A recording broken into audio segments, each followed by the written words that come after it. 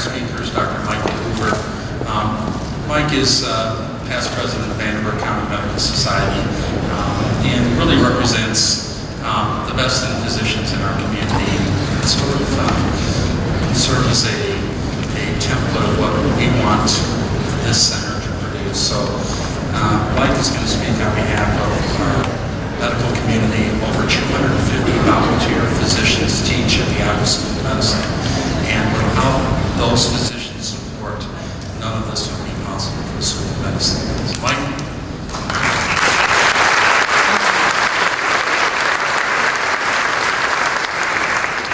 Thanks, Steve. I was really hoping that the other speakers would take a little longer because Kathy is now telling me that I've got to make mine very short, which means the announcement is imminent. I can't think about this without thinking about how the IU School of Medicine Evansville started in a few buildings downtown, and the leaders that some of you will remember, such as Dr. Patrick Corcoran and Dr. Weston Heinrich, and the influence they had in bringing this about. This is certainly the most exciting moment that the school has ever had in our community. And I can tell you for sure there are hundreds and hundreds of doctors who are overwhelmingly in support of this and have been looking forward to this day for many, many years. Thank you very much.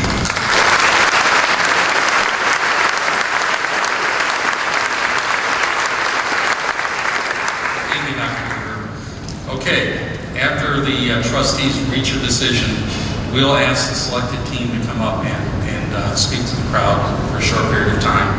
Following that, we'll hear from the mayor, and then we'll go ahead and finish the ceremony today. So I don't know if we're ready yet. This may take anywhere from 5 to 20 minutes. Hopefully the sooner the better, but let's go ahead and Evansville Medical School.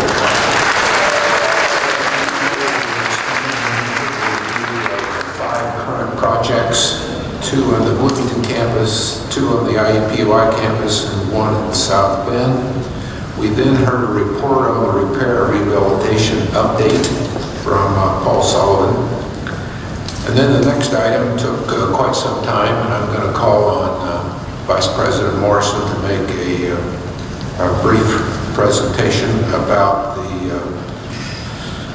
IU School of Medicine building in Evansville. The committee heard an extended report, and Tom, we would expect this to be a summary of that report. Thank you, Mr. Chairman. I will give you a brief executive summary of our discussions this morning. As you're aware, the state of Indiana granted to Indiana University the authority to work on the planning process for the multi-institutional academic health science and research center in Evansville. As part of that project, we solicited an RFP to locate a new facility in Evansville, and that facility would include a partnership between 4 institutions, 4 academic institutions in Evansville, and those institutions include the IU School of Medicine, the University of Southern Indiana, the University of Evansville, and Ivy Tech Community College. Each bringing with them health sciences related programs to a central site. We had those partners work on a program where they came up with a facility that was 170,000 square feet, approximately of that size, and all of the academic programs that would be part of it. The institutions signed an agreement last summer pledging to work together on this process. We then put out an RFP in December of last year, of 2013, and in January of this year, 2014, we received 4 complete proposals from developers and an institution within the Evansville community for this site. They were excellent proposals. Each of them on its own stood very strongly and could have well been the site of this facility. We were very impressed with the quality of those proposals. The 4 proposals were from the University of Southern Indiana for a building on their campus. There was a proposal from Warwick County from the Wellness Trail site, which is just across the what would be the eastern edge of Vanderburgh County, just north of the Deaconess Gateway Hospital site in Evansville. Site called the Promenade Site, which is in Vanderburgh County in Evansville, just west of the site that I just spoke of, and the last one was for a site in downtown Evansville, centrally located adjacent to the new Ford Center, the new arena in downtown Evansville, across the street from the planned new convention hotel and adjacent to the convention center and the Deaconess Clinic, as well as the other hospitals in downtown Evansville. As we looked at a criteria to look at our evaluation, that evaluation included looking at what was in the best interest of students and their learning, and the students in our faculty in all of those programs. We looked at accessibility, we looked at all the financial components, and of course the site, and the quality of those proposals.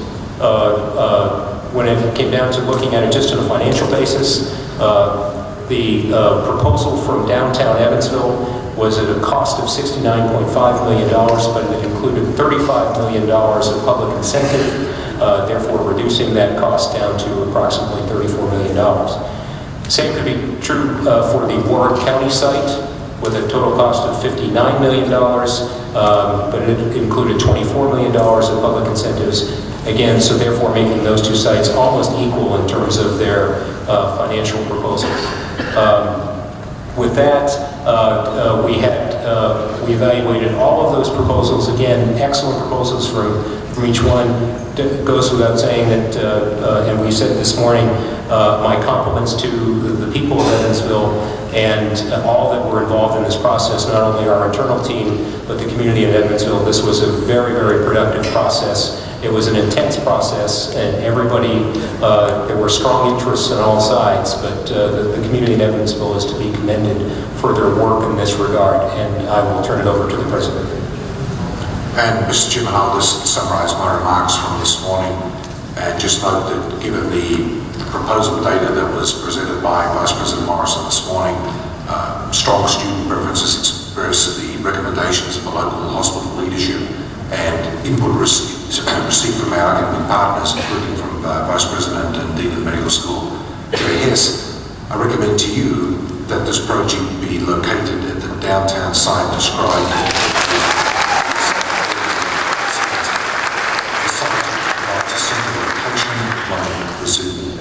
Walking distance for all students, and one that is accessible to all of Evansville's medical facility assets. The proposal design creates a strong presence in a quickly developing downtown and is preferred by an overwhelming number of the parties who will utilise and benefit from this facility. That is my recommendation to you, Mr. Chairman, and the board, and Vice President Morrison and I, and Dean Hess, if you're still here, stand ready for any questions you may have. Phil, would you want to make a motion on behalf of the committee? No, I would not. I want to yield to Trustee Shoulders to make the motion. All right.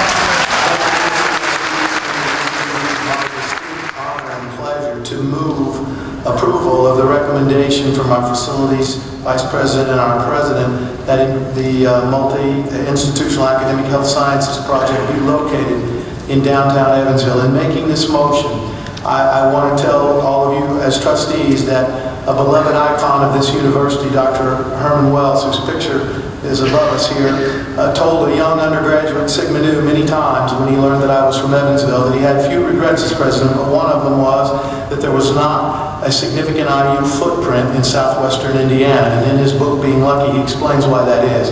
Today, Dr. Wells, we could say we shall return because we can remedy that and make Evansville, Indiana's third largest city, a site for a major Indiana University installation.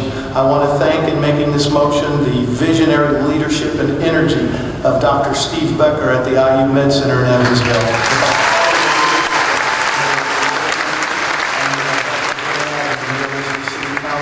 In bringing this proposal and making it competitive and a winner here.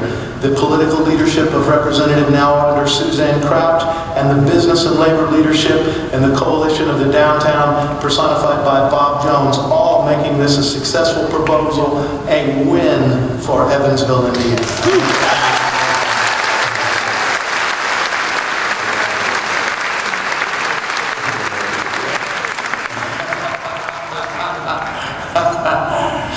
Then, having heard that, all in favor say aye. Aye. Opposed, same sign. So ordered.